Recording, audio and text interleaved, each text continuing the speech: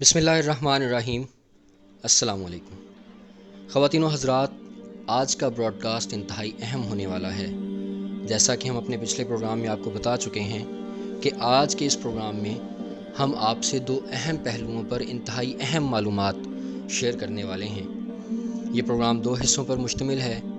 پہلے حصے میں ہم بات کریں گے غذا پر، اور آپ کو تجویز کریں گے وہ غذا کہ جس کا استعمال آپ کے مدافعتی نظام کو اتنا مضبوط بنا دے گا کہ کرونا جیسی وبا آپ پر اثر انداز نہ ہو سکے۔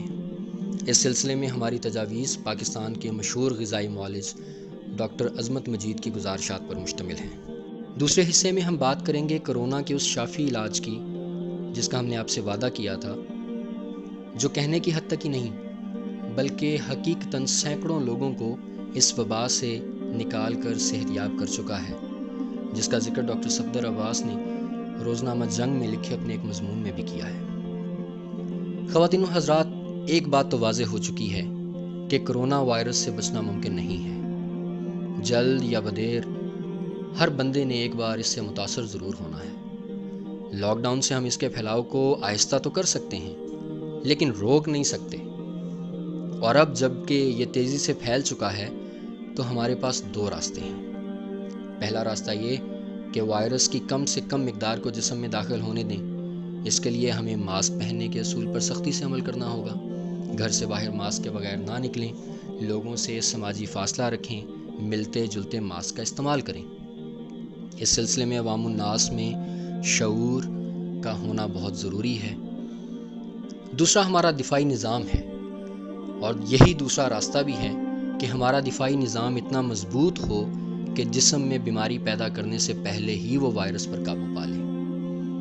ہم اپنے جسم کا دفاعی نظام مضبوط کیسے کر سکتے ہیں؟ اس حوالے سے ان چند باتوں کو ذہن میں رکھنا ضروری ہے۔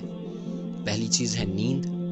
7 سے 8 گھنٹے کی نیند بہت ضروری ہے۔ نیند بھی وہ جس میں باقاعدگی ہو، یعنی سونے اور جاگنے کے اوقات مقرر ہوں۔ یہ نہیں کہ آج 9 بجے سو گئے تو کل 2 بجے تک جاگتے رہے، ایسے ہی کبھی صبح 5 بجے اٹھے ہوئے تو کبھی بستر 11 بجے بھی نہ چھوڑ رہے ہوں۔ یعنی نیند میں مستقل مزاجی اور ایک وقت کا مقرر ہونا ضروری ہے۔ یہ صحت مند نیند ہوتی ہے۔ دوسری چیز ہے غذا۔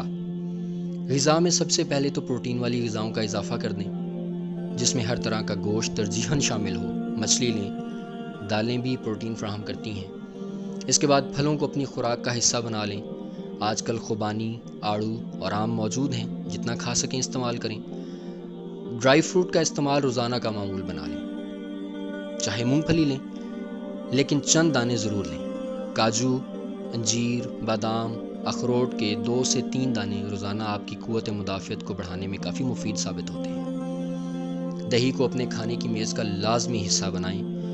کھانے میں 1 عدد لہسن کی پوتھی بطور سلاد اضافہ کر لیں، یعنی اسے کچا کھانا ہے، پکا کر نہیں، کچا کھانا ہے۔ اس کے چھوٹے چھوٹے ٹکڑے بنا کر بے شک پانی سے نگل لیں، یا پھر اس کو کچل کے میش کر کے دہی یا کھانے میں ڈال کر استعمال کر لیں۔ کھانا جو بھی پکائیں اس میں زیتون کا تیل چند چمچ ڈال لیں، اور ہلدی، دار چینی اور لونگ کو اپنے ہر کھانے کی ریسیپی کا حصہ بنا لیں۔ لیموں کی شکنجبین بنا کر روزانہ پئیں۔ ادرک، دار چینی اور لونگ کا 1 سے 2 کپ قہوہ روزانہ استعمال کریں۔ 1 چمچ ادرک پیس کر اسے پانی میں اچھی طرح پکا کر شہد ڈال کر استعمال کر لیں۔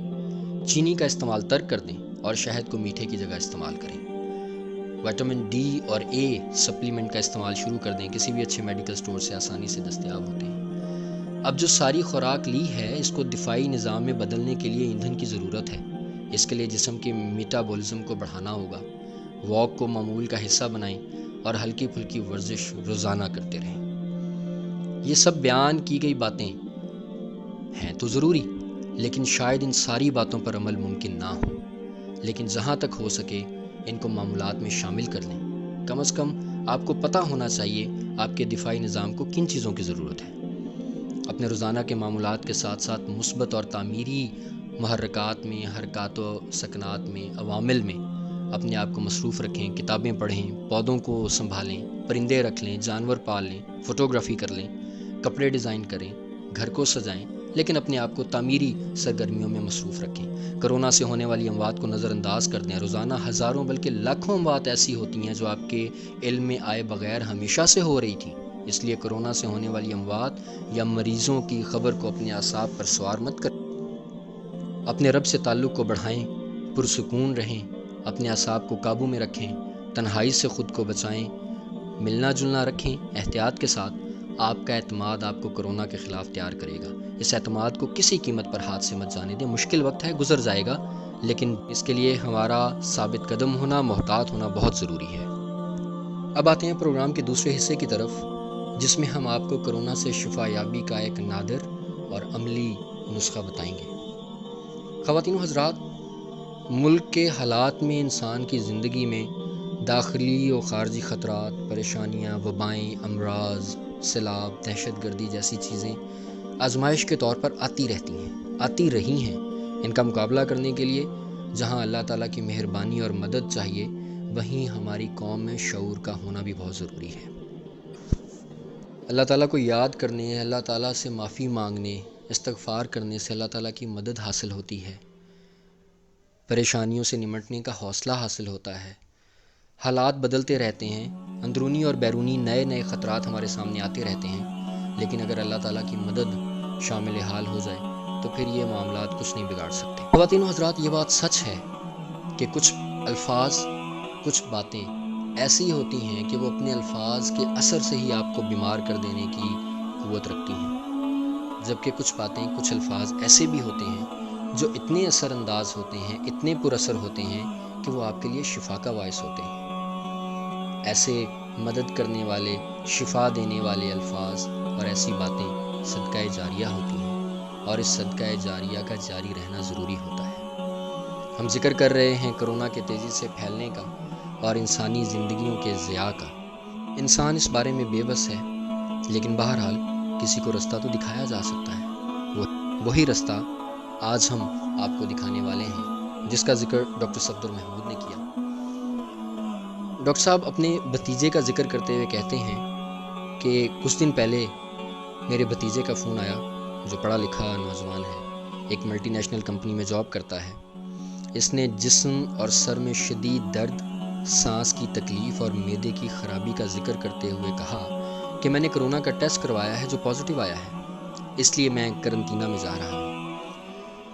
ڈاکٹر صاحب کہتے ہیں مجھے ہومیوپیتھی کا معمولی سا علم ہے، میں کئی دہائیوں سے اس طریقہ علاج پر بھی کاربند ہوں۔ اس مقصد کے لیے میں ساہیوال کے ڈاکٹر نیاز سے مشورہ کرتا ہوں، جو طویل عرصے تک مفت علاج، مفت دوائیاں دیتے رہے، لیکن کسی وجہ سے اپنا کاروبار بند کر چکے ہیں۔ ایک بہت سیانے اور ماہر ڈاکٹر ہیں۔ مریض کی علامات بتائیں تو انہوں نے کہا کہ بھتیجے کو فوراً ناجا ٹرپ 1M کے 4-5 قطرے پانی کے ایک گھونٹ میں ڈال کر دیں اور رات کو مجھے صورتحال بتائیں۔ مریض کوئی علاج نہیں کر رہا تھا، بس اچھی خوراک کھا رہا تھا، لیکن پیچس نے برا حال کر رکھا تھا۔ اس نے دوا لی اور چند گھنٹوں کے بعد بتایا کہ وہ بہت بہتر محسوس کر رہا ہے، درد ختم ہو رہا ہے، طبیعت بہتر ہو رہی ہے۔ سونے تک شدید درد سر، جسمانی درد ختم ہو چکا تھا اور معدہ بہت بہتر۔ 5 راتوں کے بعد ایک رات وہ سکون سے سویا، 8 گھنٹے کی نیند لی اس نے۔ اگلے دن کے لیے ڈاکٹر نیاز نے چائنا 1M ایک گھونٹ پانی میں 4-5 قطرے تجویز کی۔ اس نے فوراً بازار سے منگوائی اور لے لی۔ شام تک صحت یاب ہو چکا تھا اور جسمانی کمزوری بھی بہت کم ہو گئی تھی۔ اب وہ ماشاءاللہ بالکل صحت مند ہے۔